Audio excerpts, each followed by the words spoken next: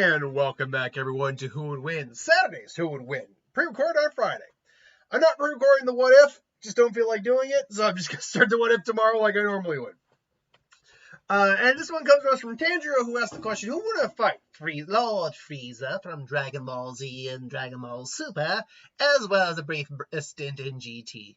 And my own movie, Resurrection F, and Brody, now that I think about it. My film career has moved so far beyond my wildest dreams. If only I could grow 6 centimeters taller. Anyway, and Vecna, who I've never actually heard speak, so I can't imitate that voice. Two basically, big head honcho villains of their respective series, Stranger Things and Dragon Ball.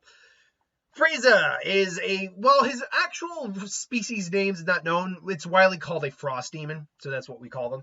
But even by frost demon standards, his father, and his non-canon brother, Cooler, are exceptionally strong. They are mutations in their, I believe it's actually described specifically how they are. They are mutations among their species. Frieza, even at his weakest, could destroy planets just by flicking his finger. Now, Frieza has multiple forms he uses to conserve power, but through training, he has been able to keep his base form as his base form as his base form. He's been able to now stay in his base form without any issue. He used to have to actually stay into his, fourth transformed state backwards, if that makes any sense, to conserve as much power as he could. His dad, for example, was so powerful that he still had to stay within his second form. And even then, he was still technically stronger than his resurrected cyborg son, who was stronger than he was on Namek. And that's only cooler in his second form. I believe Toriyama once stated, God rest his soul, that King Cold, if he went to his fully transformed form, his full form, true form, he'd be on par with second form Cell. That's how strong he'd be. And that's not even including any golden or other color upgrades you give him. But Frieza as he stands now is technically the strongest fighter in the universe. Minus, your gods of destruction and possibly Gohan. We don't know. We haven't seen that yet. But we know he one-shotted Mastered Ultra Instinct Goku and Ultra Instinct Ego Vegeta in one shot each. He one-shotted them. That's how strong he got.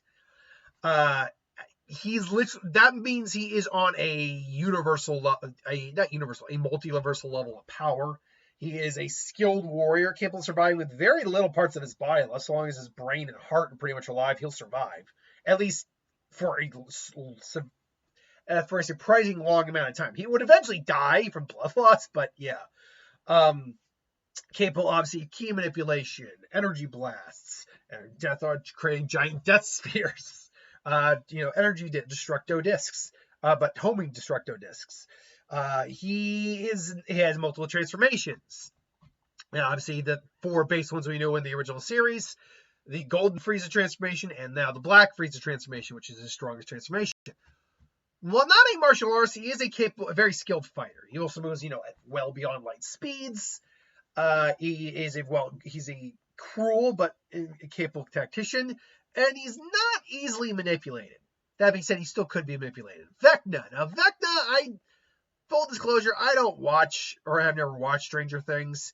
Vecna started, he's portrayed by, just one second.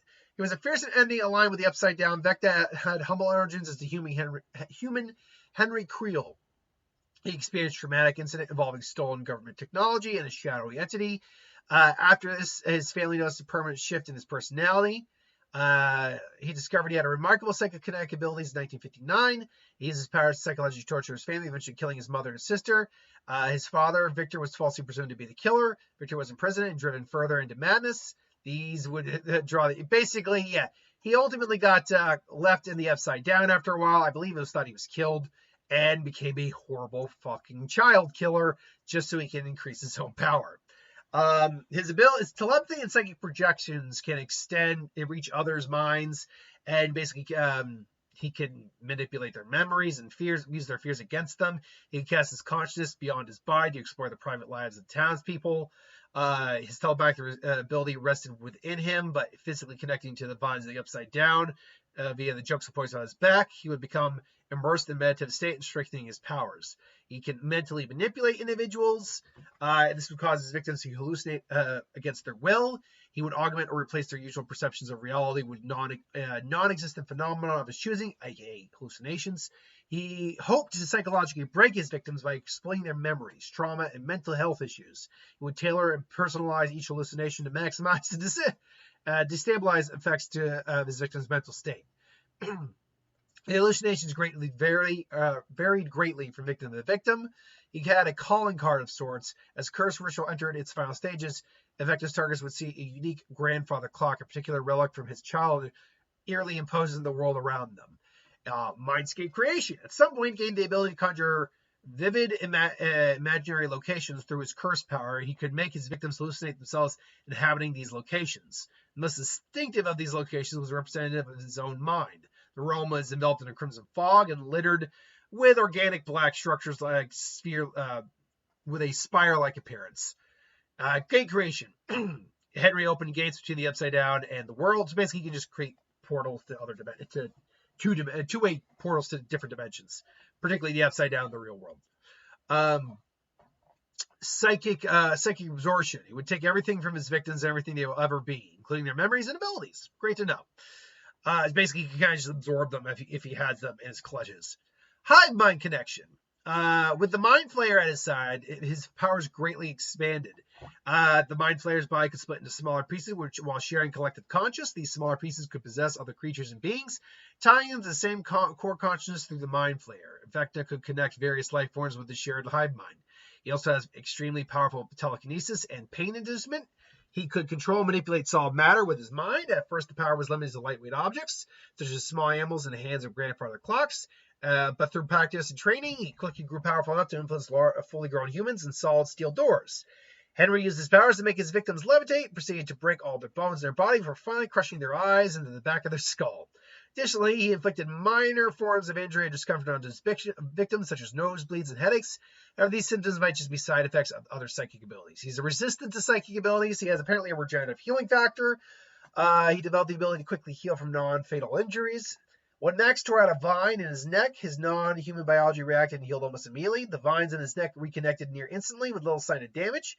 Later, when being shot by Nancy Wheeler, an already weakened Vecna still had the raw endurance to survive multiple gunshot wounds. However, Vecna survived. Furthermore, he survived in the Upside Down for years in spite of toxic atmosphere, otherwise being dangerous to humans for prolonged periods.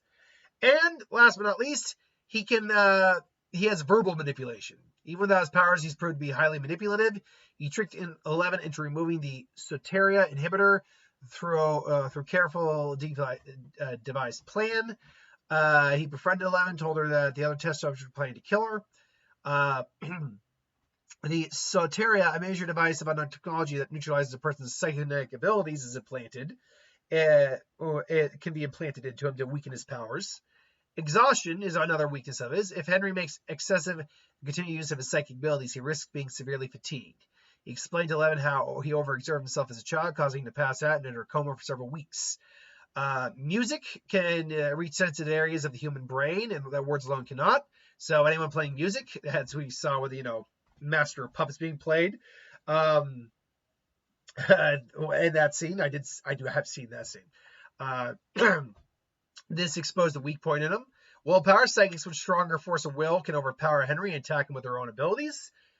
Physical attacks. While invading other people's mind and attached to the attic finds, he's unaware of immediate surroundings and thus vulnerable to attack. And hive mind connection. Vecna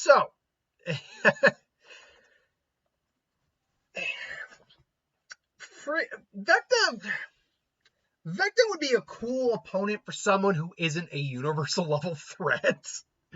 Because for Frieza for him and Frieza to fight, they'd have to actually meet each other. Frieza would probably be a little interested in saying, "Oh, psychic abilities, I dabbled a bit in such." It's like, "Look, your telekinesis is quite quaint. Why did you see mine?" Frieza's shown far more greater telekinetic power than these guys have. In a heartbeat, he has. So right out the gate, he's already shown psychic-wise, he's got psychic abilities, and Vecna's like, your strength, your abilities. I don't know what it's saying. I would like to use that. And he tries to attack Frieza, who already moves far faster. It's like, yes, I don't think I can allow that to happen. Goodbye. Maybe he just blows an arm off, and like Vecna's healing comes, and he tries to use hallucinations. Like, what is this? Playing hallucinations. You really don't want to be in my mind. And let me show you what my like. He tries to scare Frieza with what he's done, and Frieza admittedly is like, my word, you really are a monster, aren't you? And so, now let's see what you. And then he sees Frieza's committed genocide multiple times on grand scales. Like, Vecna would probably be taken very aback by how much death Frieza's done over his lifetime. Just like, yes, you're not the only monster, and they just blasts him away. The immediate problem is Frieza could easily kill him in an instant before this fight even starts.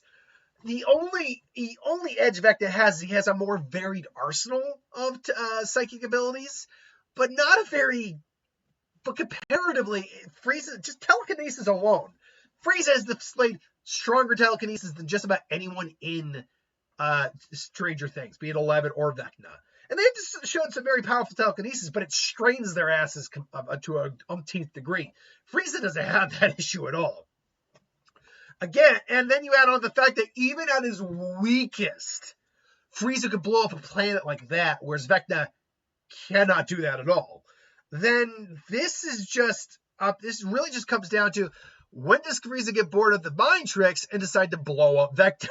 That's all it comes down to. So yeah, Frieza would annihilate Vecna very, very quickly as soon as he got bored of the gameplay. Or the games being played.